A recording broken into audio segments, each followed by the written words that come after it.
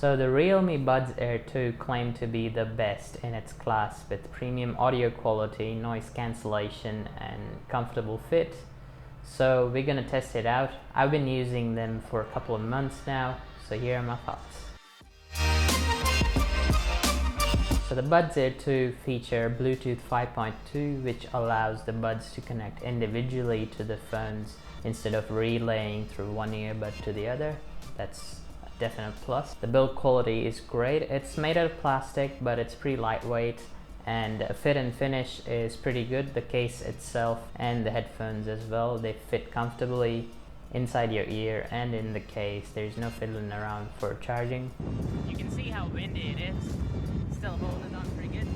Now, I personally use them during my bike rides with the transparency mode on, and I've used them for 4 hours straight with no discomfort or any problems. They come in 2 color options. They call it closer black or closer white because they were made in collaboration with the Chainsmokers. I don't know how deep the collaboration was, but the headphones actually sound pretty good. So what's in the box? You get the charging case and the buds themselves, as well as a yellow charging cable, as well as some tips to fit your ear better. Well, I got the default one, but there are larger and smaller versions available. Once you get it out of the box, it's pretty easy to get on with it because you get fast pair with Google.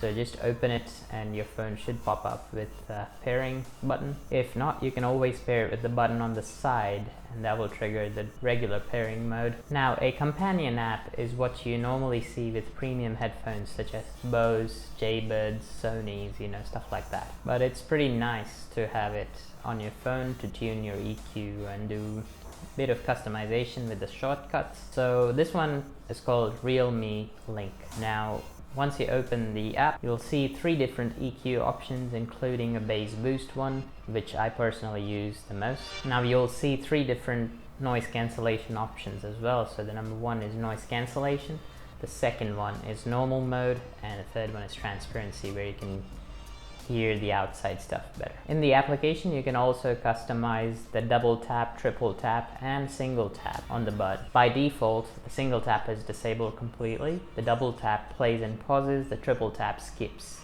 And pressing and holding both earbuds will switch between noise cancellation and transparency mode, which is pretty cool because you don't have any accidental touches when you have a single tap enabled. Also, fun fact, the headphones do auto pause when taking out one or both earbuds at the same time. But if you just take out one earbud, it actually enables the transparency mode on the other earbud that's in your ear, which is pretty handy because then you're able to hear someone trying to talk to you in a loud environment, stuff like that. It's just a handy feature and a thoughtful one. The other feature that might appeal to mobile gamers, which I'm not these days, I used to be, is game mode, which reduces the latency from 800 to 900 milliseconds down to 100 milliseconds. So if you're into that, it is available. I've tested it, it works great.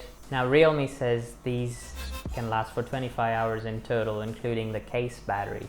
In my experience, 4 hours 30 is what one charges last about, and then you can do up to 5 recharges. So that's about 21 hours of battery life than the advertised amounts, because I normally do use noise cancellation and or transparency or a mix of both. Speaking of battery life, charging actually is pretty fast. So once you drop them in 15 minutes, they almost get to 50 to 60%, which you can get up to 2 hours of listening time.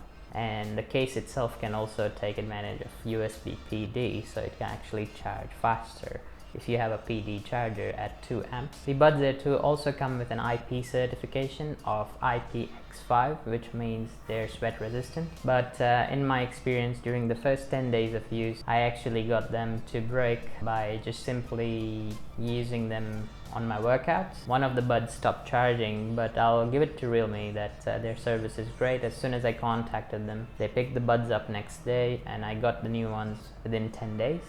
So that's pretty good considering the given situation in the world, pandemic and all. That's one thing to keep in mind. One other tip I'd like to give to people using these headphones for workout is to not put them in charging case as soon as you're back from your workouts. Like, don't put them in your charging case without wiping them or letting them dry off. If you keep them directly in the charging case, what happens is salt in your sweat will actually oxidize and stop it from charging. I think that's what happened to my previous pair of the buds. So that's all the features, but the asking price is the best feature in my opinion. That is about $50 US or $32.99 in India. Just to put it into perspective with OnePlus buds, which cost 20-30% more and don't have some of these features, as well as no noise cancellation. And OnePlus Buds Z, which are the budget OnePlus buds in this price range, they don't have nearly enough features.